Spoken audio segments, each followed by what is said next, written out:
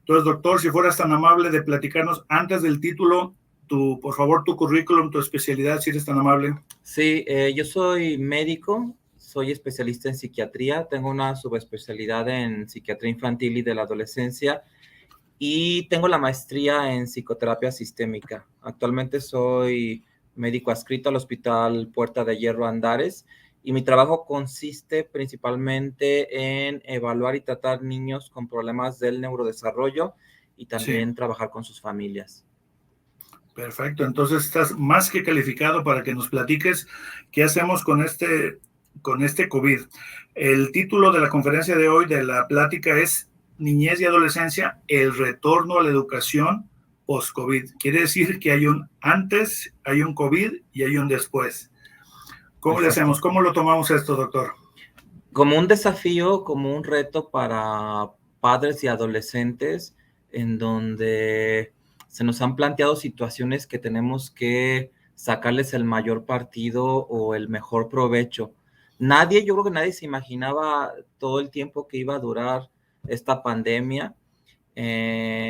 Nadie consideraba que algunos niños iban a cursar ciclos escolares completos desde casa y esto fue un desafío que quizá generaciones anteriores no hubieran podido sobrellevar.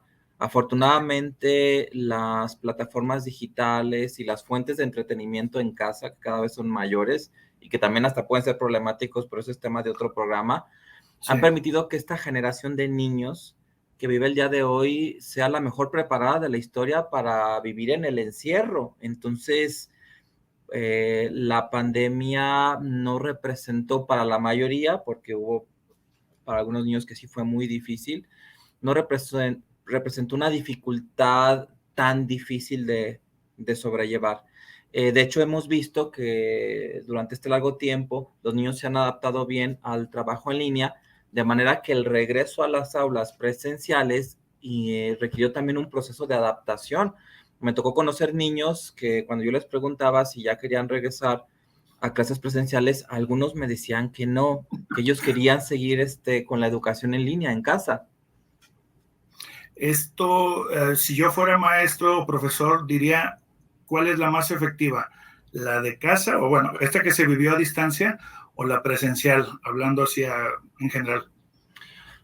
Fíjate que los maestros tienen más capacidad de observación cuando tienen a los alumnos en el aula, Presencial, ok. porque los que hayan impartido clases, que nos estén escuchando a diferentes grados, pues, que yo lo he vivido también como profesor, pues es muy Sí. común que apaguen la cámara, a veces usando el pretexto de que, es que tengo que apagar la cámara porque así el internet, pues... Ahorro, es más rápido. Sí, es más rápido, entonces así no se me pausa, entonces a veces con ese pretexto, pues ya apagan la cámara, ¿no? Yo daba clases a un grupo el sábado a las 8 de la mañana, muchos no prendían la cámara, pero mi hipótesis es porque no estaban totalmente presentables el sábado a las 8, sobre todo si ha venido de fiesta, porque son alumnos jóvenes y entonces pues no prendían la cámara. Entonces mi capacidad de observación como maestro baja mucho y también yo como profesor me falta la retroalimentación que dan las expresiones faciales de los alumnos, su semblante, la manera en cómo se conducen en el salón.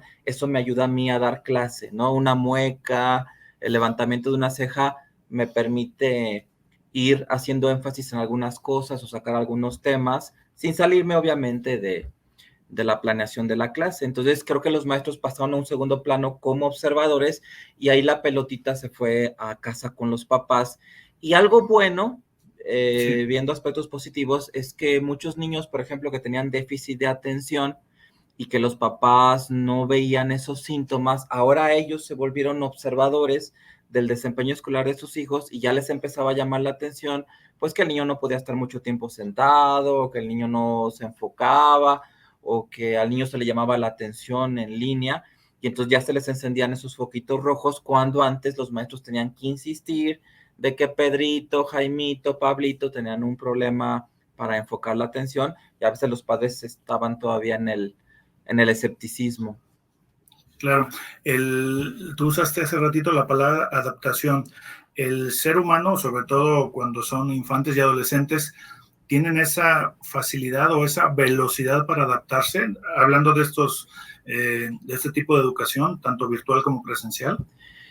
Sí, y fíjate que algunos expertos en educación y que han seguido muy de cerca la evolución que han tenido las plataformas digitales en el campo educativo, antes de la pandemia ya aseguraban que dentro de poco tiempo las clases en línea iban a ser muy populares, iban a ser muy frecuentes y que la presencialidad iba a ganar terreno. Y eso lo decían antes de que hubiera una pandemia o se sospechara que pudiera haber. Ahora, claro que pues tarde o temprano va a haber otra pandemia también porque siempre las ha habido, ¿no? Pero uno no podría predecirlo como si tuviera una bola de cristal. Por ejemplo, uno de estos visionarios es Andrés Oppenheimer, periodista, que tiene un libro que se llama Crear o Morir, otro se llama Sálvese quien pueda, y él ya hablaba de la educación en línea, y él comentaba que las escuelas del futuro iban a ser ahora al revés. El niño iba a tomar clases en casa a través de una plataforma digital. Él consideraba que eso iba a ser más didáctico porque el niño iba a poder pausar el video o regresarlo para repetir algo que no entendió o algo que se perdió o en donde se distrajo. Sí. Y los niños irían un ratito a la escuela presencial nada más a resolver dudas o hacer algunos ejercicios. O sea, sería al revés, la mayor parte del tiempo en casa, con plataformas digitales y un lapso de tiempo más corto, generalmente en la tarde, ya en la escuela, para que el maestro te resuelva dudas. Entonces ya hablaba de este cambio de paradigma y pienso que la pandemia nos empujó más hacia ese modelo. Lo adelantó. Yo he visto, digo, a mí me tocó estudiar, pero ya de grande era eso, ¿no? Todo lo que es algunas licenciaturas o la gente que estudia y trabaja, pero ya mayores, pues adultos, les dejan tareas, ¿no? Y estudian en casa y ya nomás van y presentan. Digo, similar, pues, a las edades. Pero este modelo entonces va a ser así ya para el futuro cercano, pues ya. Exacto, sí. Y que nos guste o no, va a haber nuevos modelos en la educación. Algo que yo he visto que me ha llamado mucho la atención, por ejemplo, personas de generaciones atrás, nuestros padres, nuestros abuelos, a mí ya no me tocó, manejaban dos tipos de letra, la letra de molde y la letra manuscrita, ¿no? Aunque yo sí llevé esa letra manuscrita, pero yo nunca la dominé ni es... Yo no escribo en manuscrita, yo nada más tengo letra de molde y fea porque es letra de doctor, ¿no? Y la traducción abajo. Sí, exacto. Pero existen generaciones que tienen estos dos tipos de letra, que manejan las dos. Después vienen las personas de mi generación, las que siguieron, que ya nada más tienen un tipo de letra, y va a venir un tipo de generaciones que ya no tengan ni letra porque escriben en teclado.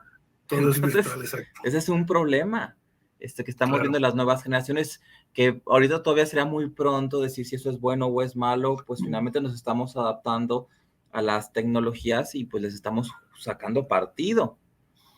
Perfecto. Ahorita también hablaste, me están haciendo señal acá de la cabina de control, don Fabián, que no te saludé. Gracias. Vamos al primer corte, doctor. Ahorita regresamos. Entonces, estamos en el celular 333-156-0202. Por si tuvieran preguntas para el doctor Mauricio Leija, estamos viendo niñez y adolescencia y el retorno a la educación post-COVID. Regresamos en breve. Regresamos, estamos aquí en Radio Humanamente con el tema Niñez y Adolescencia, retorno a la educación post-COVID, y estamos en entrevista a distancia con el doctor Mauricio Leija. Doctor, antes del corte nos quedamos, yo anoté aquí una pregunta. ¿Esto nos afecta a la salud mental de los chavos, de niños y adolescentes, este retorno al COVID? Sí, porque en este proceso de adaptación se pueden dar algunos tropiezos y ahí se pueden generar síntomas de ansiedad que sean significativos, que generen mucho malestar o disfunción, o síntomas depresivos, porque todo proceso de adaptación puede tener sus dificultades. De hecho, hay un trastorno que en psiquiatría recibe el nombre de trastorno adaptativo, y le ponemos generalmente un apellido, trastorno adaptativo con síntomas depresivos, trastorno adaptativo con síntomas ansiosos. También se le llama reacción de ajuste, muchos le llaman reacción de ajuste. Entonces, las escuelas han estado al pendiente de evaluar el estado emocional de los niños al regresar a clases porque se enfrentan a la complejidad de la interacción social, sobre todo en adolescentes, Sí, que es un desafío mayor. Por ejemplo, enfrentar el bullying, en el caso de las escuelas donde se esté dando ese fenómeno, la exigencia de varios maestros, porque algo que sucedió durante la pandemia y las clases en línea es que muchas escuelas sí bajaron un poco el nivel de exigencia y ahora lo están volviendo a subir. A veces simplemente es el horario en el que el niño permanece, ya sea en un aula virtual o en un aula presencial. Se han incrementado nuevamente los horarios, las levantadas más temprano, el alistarse para ir a la escuela, el transporte público, el tráfico. Entonces, todas esas circunstancias. vicisitudes, sí, Sí. que Freud le llamaría las miserias de la vida cotidiana, pues ahora vienen a ser parte del día a día de Se niños y retoman. adolescentes. Ajá. Ok. Eh, y yo, si yo soy familiar, papá de algún chico que presenta algo así, lo reporto con el profe, lo reporto el psicólogo del colegio, de la escuela, primero, ¿cómo lo detecto? ¿Por la ansiedad del chavo, la depresión? Sí, fíjate, ahorita yo ya confío más en la capacidad de los padres para observar a sus hijos gracias a que Ok. han convivido más y han aprendido a detectar señales, ¿no? Creo que en la mayoría de los hogares los papás ya conocen más la manera en cómo sus hijos expresan las emociones negativas, ¿no? Como la tristeza o la ansiedad. Muchos niños que padecen síntomas depresivos, su estado de ánimo se carga más hacia la irritabilidad más que a Ujú. la tristeza. Corajudos. Entonces, sí, están corajudos, intolerantes, de mal humor. Entonces, si los padres están viendo que el estado de ánimo que tiende a predominar es irritable o abiertamente ansioso o depresivo, pues ante la sospecha sería bueno buscar ayuda especializada y preguntar en la escuela si también observan estos indicadores. O al revés, si la escuela los está observando y resulta que los padres son poco observadores o no pasan mucho tiempo con los hijos porque están involucrados en otras actividades, pues sería bueno también tener información de la escuela. Mi postura es que ante la sospecha de que un niño pueda estar padeciendo algún trastorno mental, hay que buscar la ayuda especializada. Me he topado con padres que pareciera que ellos esperan a estar seguros de que su hijo padece un trastorno depresivo o ansioso para buscar ayuda especializada, ¿no? Generalmente la atención psiquiátrica. Pero lo cierto es que los padres, al no ser especialistas en psiquiatría, pues nunca van a estar seguros. El que tiene la obligación de estar seguro, pues es el psiquiatra, ese sí no le queda de otra. Él sí tiene que estar seguro si un niño o adolescente padece un trastorno mental. Con los padres basta la sospecha, que es el motor que los mueve para buscar ayuda especializada. O sea, desde el inicio hay que actuar. Sí, claro, sí, porque con niños y adolescentes vamos con el tiempo en contra, porque son periodos críticos del desarrollo. Se dan ahí bifurcaciones en la personalidad, en la manera de ser, en donde puedan haber puntos de no retorno. Y hay que tener cuidado con eso. O sea, se puede hacer más grave la situación, ¿ok? Sí, Entonces, yo como familiar tengo que estar pendiente de los señales, síntomas que lancen mis hijos o los chavos y atenderlos. Eh,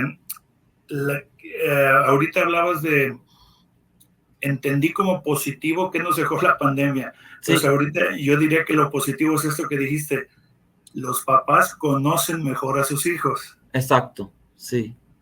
Todavía tenemos los papás, sobre todo los papás jóvenes que tienen hijos en primaria y secundaria, en soltar toda la educación y la información a la escuela, al colegio, al profesor. Eh, ¿Todavía está ese medio vicio o cómo lo ves?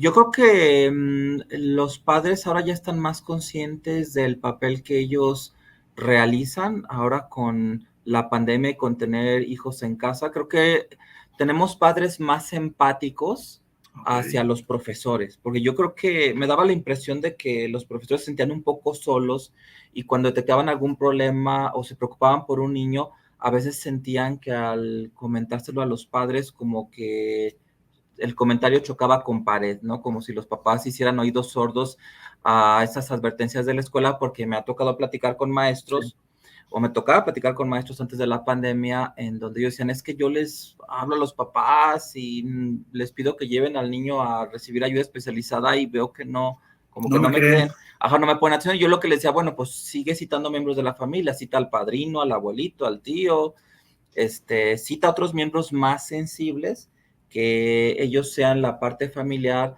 que puede tener la sospecha para que el niño reciba ayuda especializada. Entonces creo que los padres son más empáticos y son más sensibles. Y también una ventaja que yo he visto es que los padres se han digitalizado más porque no les quedaba de otra. Los padres ya son más hábiles para manejar plataformas digitales, porque todavía antes de la pandemia, cuando venía un paciente nuevo a la consulta, yo les daba el enlace para que pudieran entrar al mapa. A un portal o algo. Ajá, sí, y cuando les decía si habían tenido alguna dificultad, me decían que habían requerido el apoyo del niño para... Que le enseñara. Sí, para poder llegar. De hecho, también a mí me ha pasado una vez, hace algún tiempo, el celular que usamos aquí en el consultorio, en la recepción, el WhatsApp empezó a fallar, no sabíamos por qué estaba como inactivo, y entonces dijimos, a ver, calma, cuando venga un niño a la consulta le vamos a pedir de favor que pues lo cheque,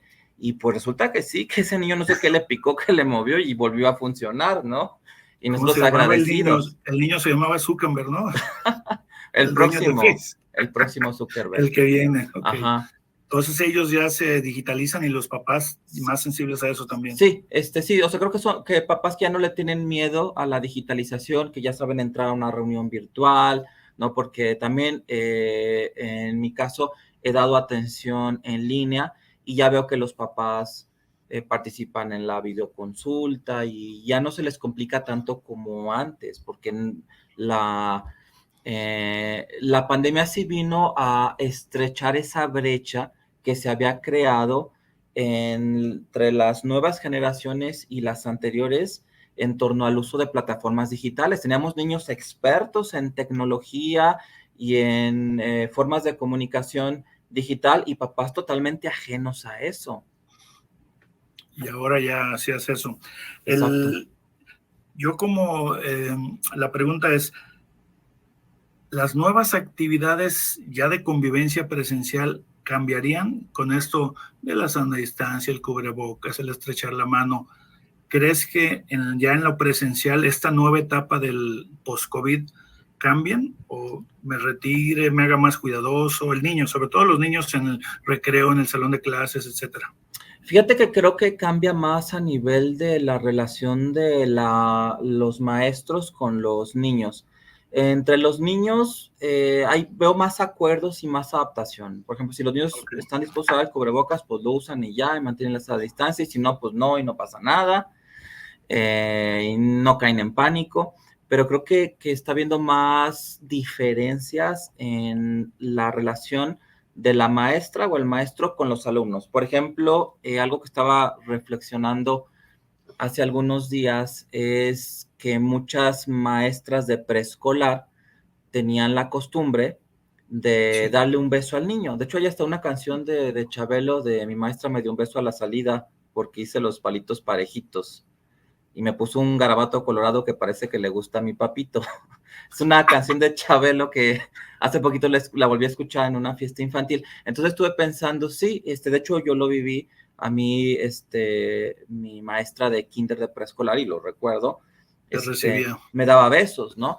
Y la pandemia y también los casos de abuso sexual que se han dado, que han puesto señales de alerta, ha hecho que ya haya más distancia, al grado de que muchas escuelas, si no es que todas, tienen la regla de no tocar a los niños. Y yo todavía fui un niño de una generación en donde tú te podías enamorar de tu maestra, o tu maestra era como tu segunda mamá, y eso podía ser un apoyo o un recurso importante para un niño en dificultades. Y ahora la maestra ya no es como esa segunda mamá que le da gusto verte, que te abraza, que te da un besito, sino que ya es un adulto más distante, que está en un rol más profesional, que es un proveedor de servicios, y tú como niño eres un usuario. Sí. Entonces creo que sí los niños han perdido algo que antes tenía la infancia, y que finalmente esto viene a ser como un gran experimento social, porque no sabemos eso en qué va a desencadenar. Yo creo que pues finalmente la niñez es un sistema que se va a autorregular y de algo se agarrarán, ¿no? O buscarán algún otro recurso de otro lado, pero creo que esa cercanía, incluso ese amor que tenían algunas maestras hacia sus alumnos, creo que se ha distanciado un poco. Sí, por toda la presión social, ¿no? Tanto lo que dijiste del COVID como de la cuestión del acoso o el abuso. Exacto, sí. ¿El COVID afectó mi temperamento como niño? O sea, sin que pase a ser enfermedad. Me cambió, ¿cómo se llama? Trastocó. Fíjate que para poder contestar esa pregunta necesitaríamos un estudio de investigación que no existe el día de hoy y que quizá no exista por las dificultades metodológicas que ello enfrentaría. En realidad la personalidad de los niños es como una plastilina que se va moldeando día con día, con traumas, con vivencias positivas, negativas, contacto con adultos. Entonces creo que sí, la pandemia ha dejado mella en la personalidad de los niños, pero todavía no sabemos de qué manera eso se va a conformar, porque de hecho que nos preocupáramos demasiado no sería muy prudente, porque en el caso de los niños es muy raro que los psiquiatras, aún los psiquiatras infantiles, hablemos de trastornos de personalidad, porque consideramos que en la infancia y la adolescencia la personalidad no está tan consolidada. Si hay un temperamento, pero el temperamento propiamente dicho, ese ya lo traes de nacimiento, es como la base o la plataforma a través de la cual se añade un carácter, y ese conjunto de características lo llamamos personalidad. Entonces los niños ya nacen con un temperamento, ¿no? Los niños de temperamento difícil pues van a seguir siendo temperamento difícil aunque vengan más pandemias o ya no haya pandemias, pero la personalidad, esa sí se va a ir moldeando, y pudiera ser que haya niños que durante este periodo de la pandemia a lo mejor se hayan vuelto más empáticos hacia otros niños que sufrieron porque perdieron a sus abuelos o a lo mejor a sus padres, o que sean niños más conscientes de otros niños que tienen discapacidades, o que sean niños que valoren más la interacción social, sabiendo que en cualquier momento se puede perder. Oh, muy bien. Me quedé pensando también, si duró 2 años la pandemia, si un chico de 6 años, que ahorita tiene 8, entró a la escuela a los 6, pero entró en forma virtual, o sea, no conoce la escuela presencial, ahorita que regrese, ¿es igual? ¿Se adapta como cuando que eran los presenciales? Fíjate que, bueno, me tocó conocer niños y adolescentes que entraron a la primaria en línea, entraron a la secundaria en línea, entraron a la preparatoria en línea, o entraron, por ejemplo, al primer año de medicina en línea. Entonces creo que esa experiencia de un primer día de clases en un nuevo curso, con nuevos maestros, nuevos compañeros, creo que en línea es otra cosa que yo ni siquiera me lo imagino, no sé, y sería bueno convocar a un grupo de niños y ver cómo fue esta primera experiencia, porque fue muy, muy distinta, ¿no? Es diferente como recuerda, por ejemplo, un padre de familia en la actualidad, su primer día en la secundaria o los primeros meses en la secundaria, a cómo lo va a recordar un chico que estuvo todo primero de secundaria en línea. Sin embargo, pues ellos van adquiriendo estos aprendizajes, van viviendo esas experiencias, y pudiera ser que los niños nos terminen sorprendiendo porque al final pues el balance sea positivo. Todavía no podemos saber en qué va a desembocar todo esto, porque son vidas que ahora se viven de manera muy diferente. Sí, y aquí se entra la palabra resiliencia, podríamos decir.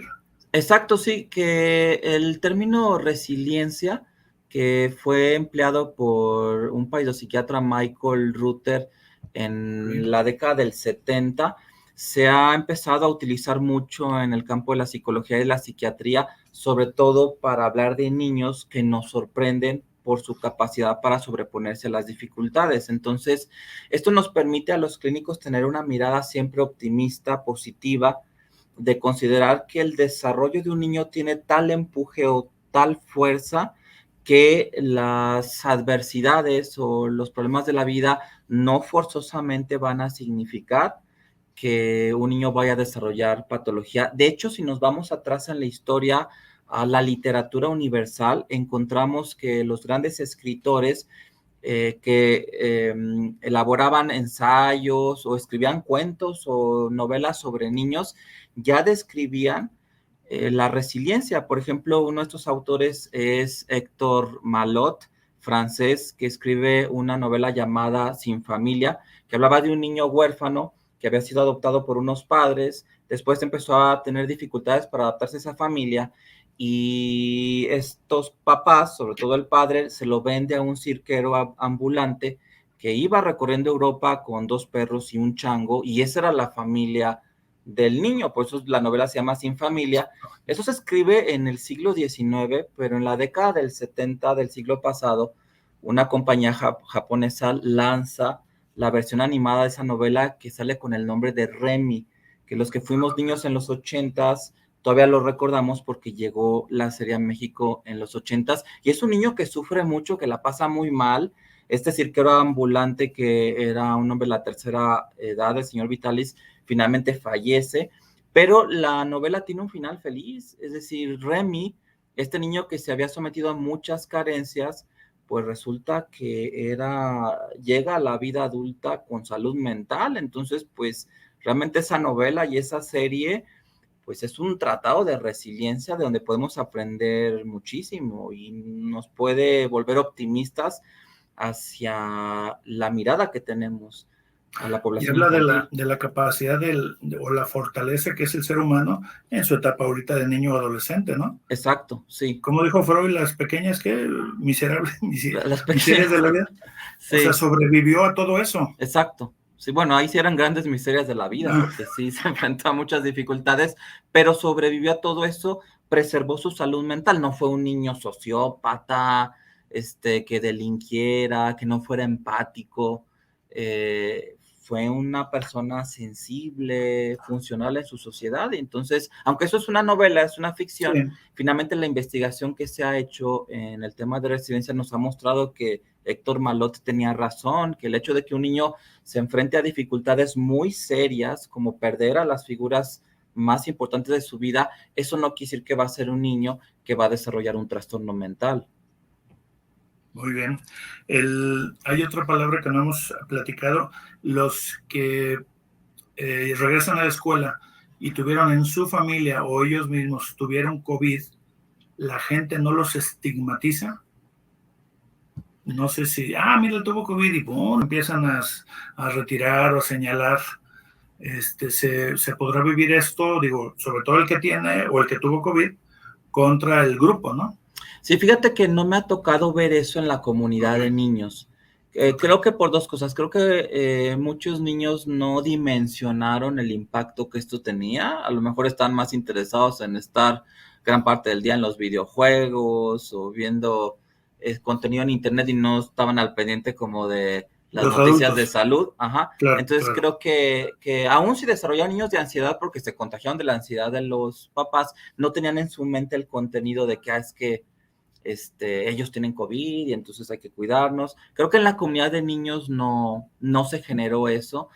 Más bien a mí lo que me preocuparía es que los niños que tuvieron COVID puedan quedar con alguna secuela, como por ejemplo depresión, ansiedad, déficit de atención, y que eso, al margen del punto de partida que fue la infección, sí genere ya una diferencia en cómo funciona un niño que tuvo COVID y cómo funciona un niño que la libró o que no tuvo esa infección, porque sí nos ha tocado ver casos de niños que desarrollaron secuelas y que están en seguimiento y que eso puede afectar su desempeño escolar, su socialización, su estado emocional.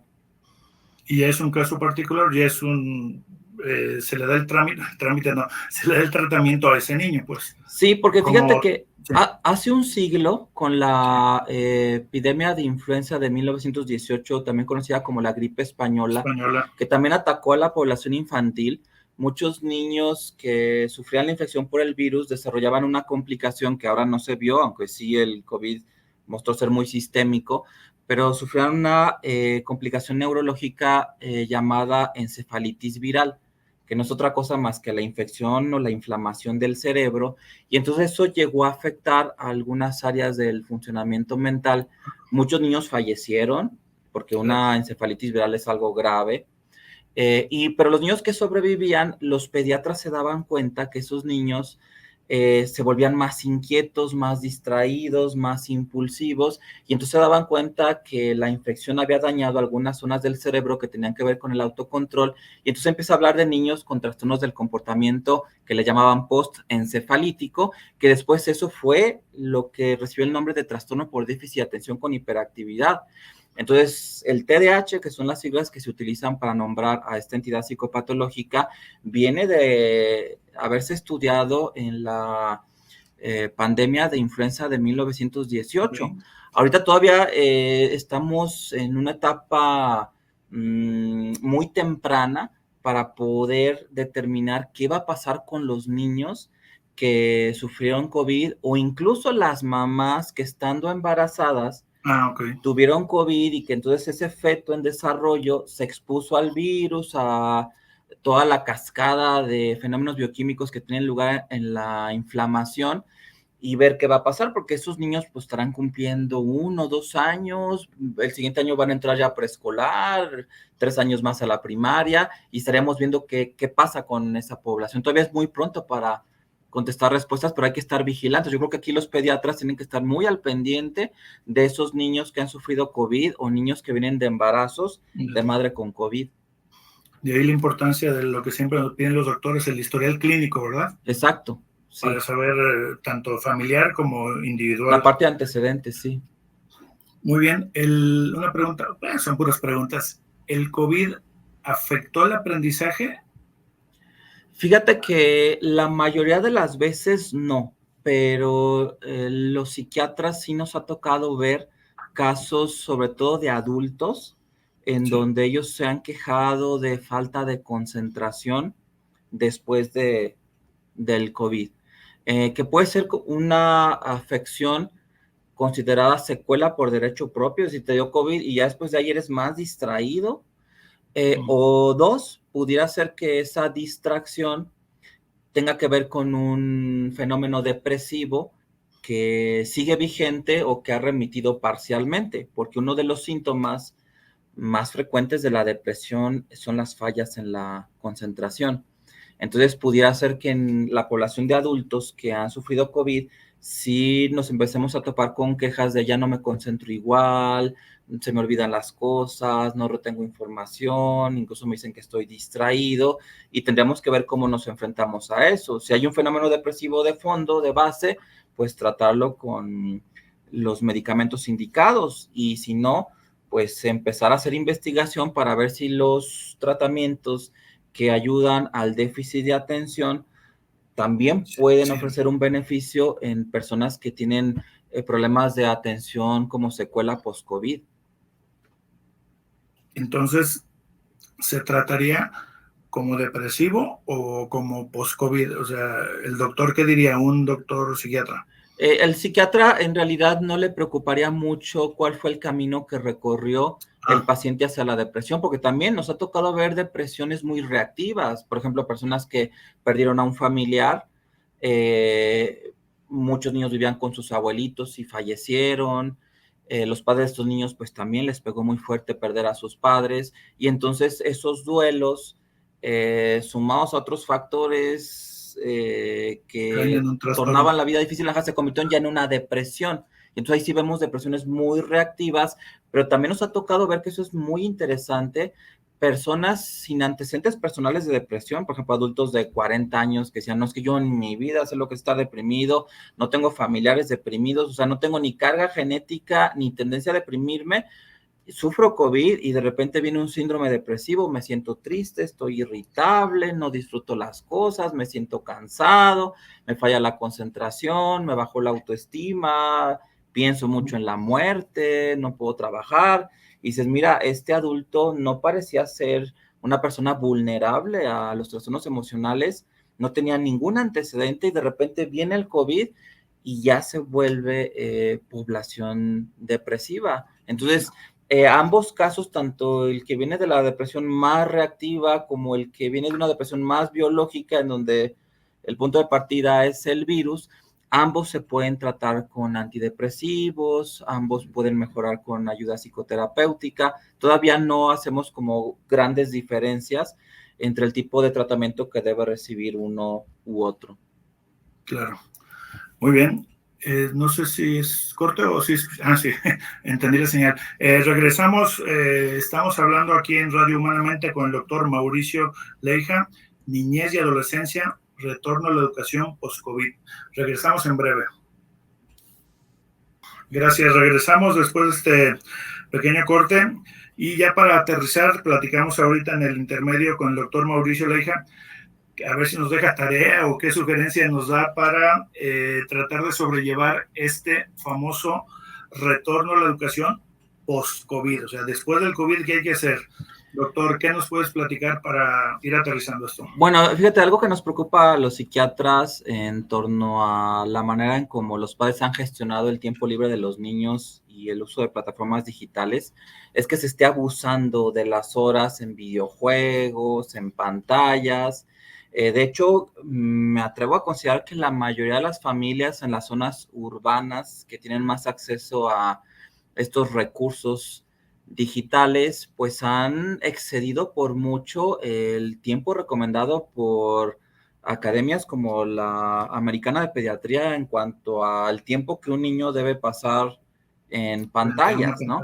Entonces, la tarea que yo pudiera dejar va en torno a eso, pero también en lo que más nos preocupa a los psiquiatras, que es el tema de la depresión en niños y adolescentes y el riesgo de suicidio. Fíjate que cuando yo he platicado con adolescentes que han tenido ideas suicidas o han hecho intentos de suicidio, yo les pregunto, ¿quién es la persona en quien tú más confías?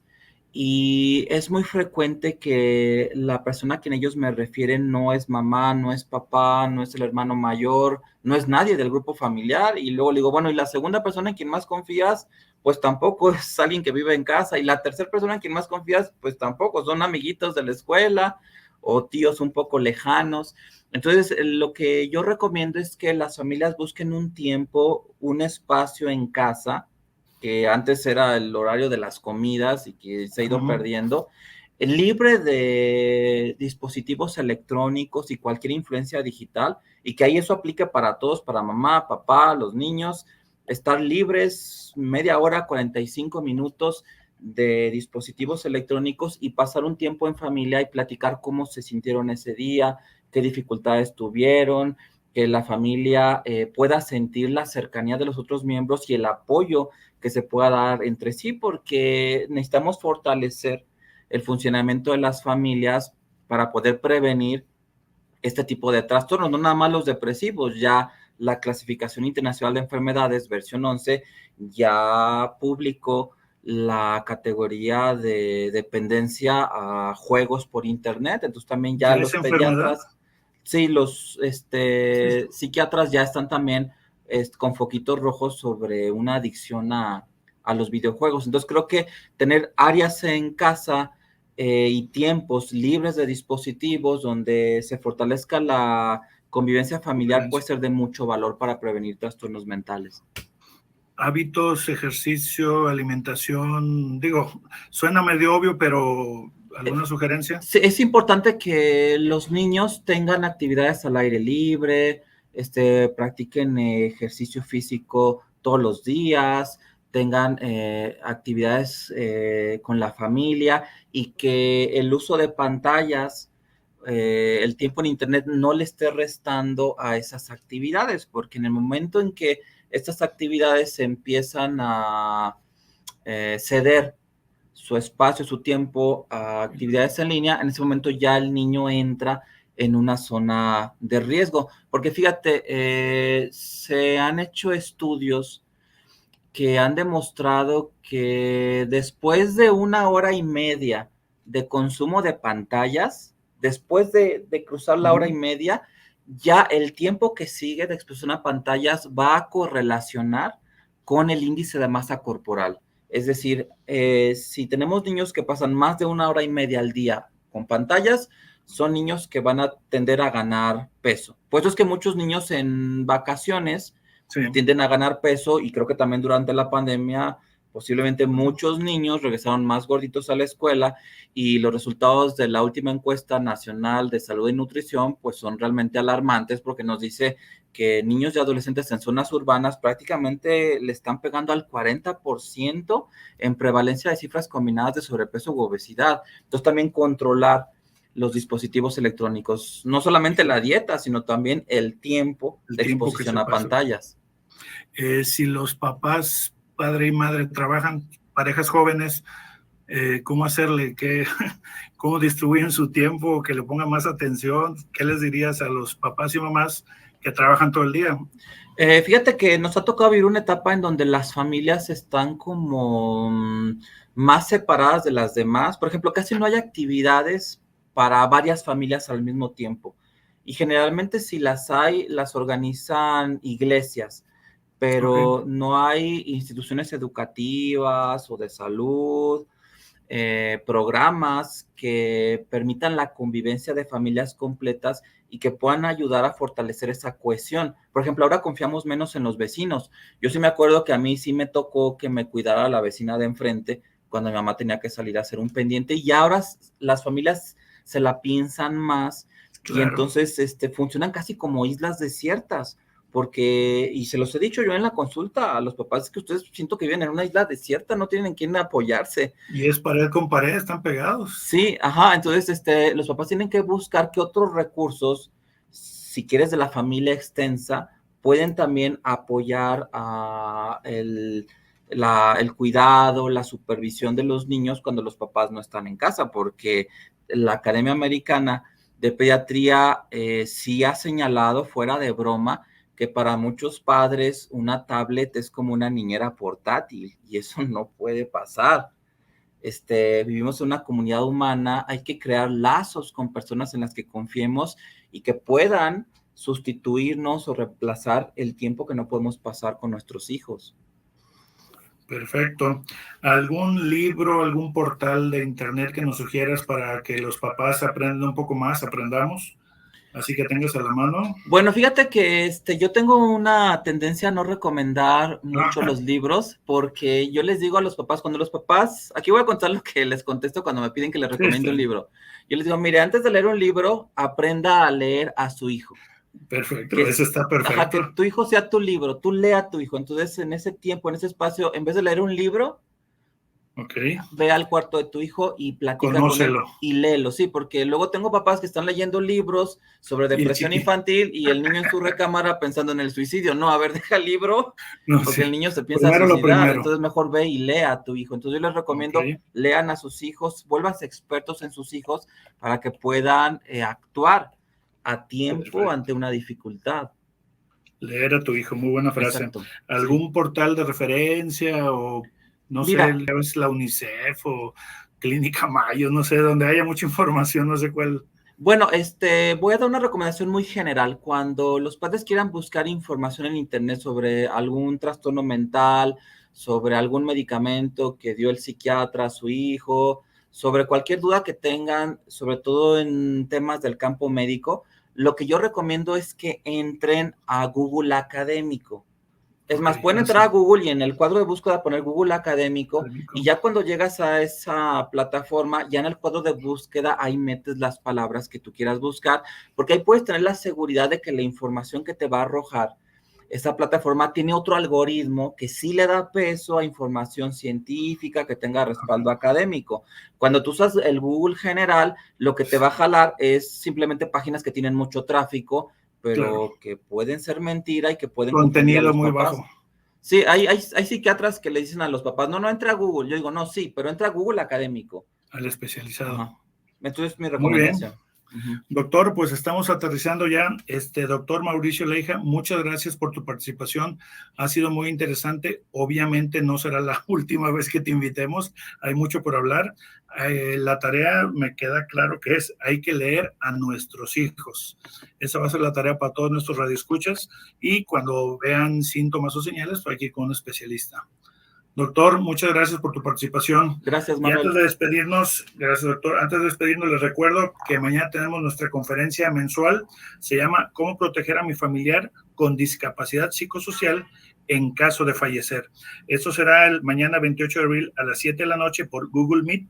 Entren a la página de Facebook de Voz Pro Salud Mental Jalisco y ahí mismo vienen el detalle. Y recuerden nuestro teléfono de la oficina para cualquier comentario o observación, es el +3-3642-8387 en horario de oficina. Y les recuerdo que nos veremos próximamente el miércoles, donde estaremos abriendo mentes, cerrando estigma. Su servidor Manuel Alcalá le da las gracias. Fabián, muchas gracias. Doctor, de nuevo, muchas gracias por todo. Gracias, Manuel. Hasta luego. Hasta luego.